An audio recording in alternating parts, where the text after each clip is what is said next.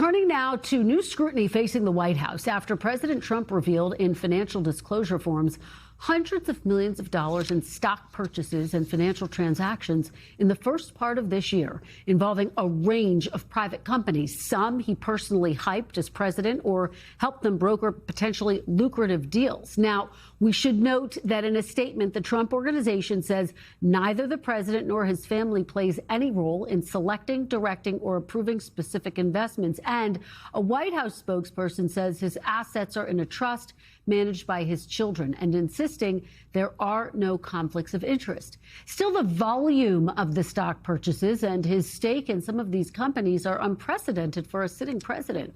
For example, according to the disclosures, millions of dollars of stock in Boeing were purchased across several transactions in February and March.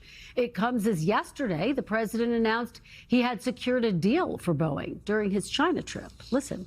We made a lot of great trade deals, including over 200 planes for Boeing with a promise of 750 planes, which will be by far the largest order ever if they do a good job with the 200, which I'm sure they will. In another trade, hundreds of thousands of dollars of stock in Oracle were purchased on January 12th. Just a few days later, the company finalized a deal brokered by the U.S. for partial ownership of TikTok.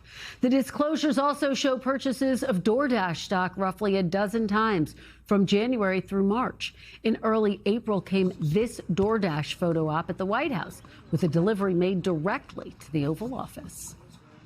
Nice to meet you. I have your DoorDash order for you, Mr. President. That's very nice. Look at this. This doesn't look staged, does it? They're all your favorites. That's right. These are good. DoorDash is doing a good job. Now, we mentioned Boeing, Oracle, and DoorDash. Some other notable transactions include up to $1 million of NVIDIA stock purchased on January 6th, which came just days before the president backed a deal for the company to sell chips to China. There were also more than a dozen purchases of Palantir stock, and when the stock slumped in April, the president took to social media to praise the company, specifically noting its stock ticker. And numerous purchases of Coinbase stock were made from January through March, when the president sent the company's stock soaring by publicly urging big banks to further embrace crypto. Now, there are thousands of financial transactions in these disclosures, and we should note they also show the president bought stock in NBC News parent company Comcast. NBC News senior national political reporter Jonathan Allen joins me now. Also with me now is Don Fox. He served as acting director and general counsel for the United States Office of Government Ethics during the George W. Bush and Obama administrations. Thanks so much to both of you. Really appreciate it. John, let me start with you here on set. Just how unprecedented are these types of financial exchanges in the midst of a presidency? Yeah, it's hard to know exactly what Franklin Roosevelt did, another very wealthy Yes. American president. I think one of the things that's unique about Donald Trump is that he is a president who has all of this money and lives in the era of disclosures. Still, it's not something we've seen before in terms of all these stock purchases with the timing, very close to the president himself being out there promoting these companies. Of course, American presidents promote American businesses, but the confluence of him promoting businesses that are being invested in on his behalf is an unusual thing at the very least, and something I haven't seen before. Well, we are getting this reaction from the Trump Organization. Let's dig a little bit deeper into that. What specifically is the Trump Organization saying when pressed about all of this? Well, what they're saying is that the president has a trust that is managed by his children and that nobody in the family is picking stocks. What they didn't say, but is fairly common, is that you would have a trust where there is an investment manager that's hired by the trust to make the investments. Yeah. If he was doing this in a pure and clean way, that's what would happen. That basically they're saying they're delegating that power from the trust in order to make investments to avoid conflicts of interest. It is unlikely that the president or his children would be unable to see what the investments are. But we should also keep in mind that we're talking about an extraordinarily wealthy president with an extraordinarily wealthy family. When you look at these purchases, they're not outsized given how much money he has. I mean, these are relatively small for his portfolio. Big for you or me, and probably for most of the viewers, but not so big for him. The other thing we haven't seen is any indication that they have been sold, which is where you would actually turn a profit off of something.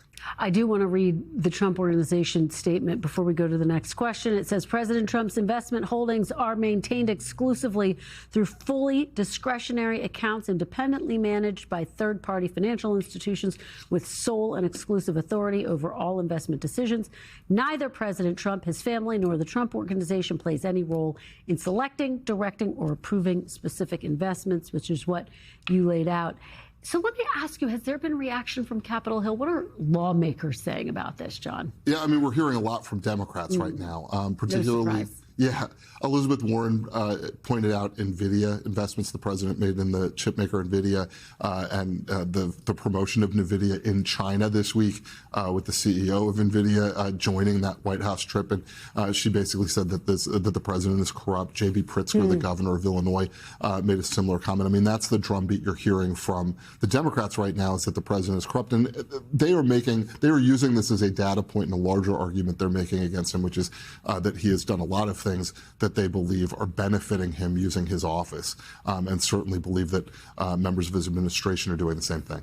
All right, John, thanks for being here to help us understand all of that. Really appreciate it. Don, let me turn to you. What stood out to you from the financial disclosure forms that were released yesterday? Well, there were a couple of things, Kristen. First of all, just the magnitude of these trades is completely unprecedented.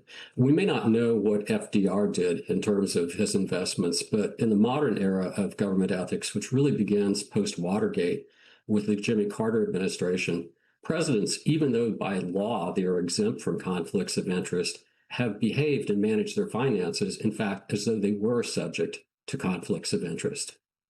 Secondly, I think... I'm sorry. Oh, I'm sorry. No, please continue. I was going to say that secondly, it's a kind of a fig leaf to say that the trust has a financial manager. There are a lot of people with retirement accounts who have financial managers and aren't making individual decisions.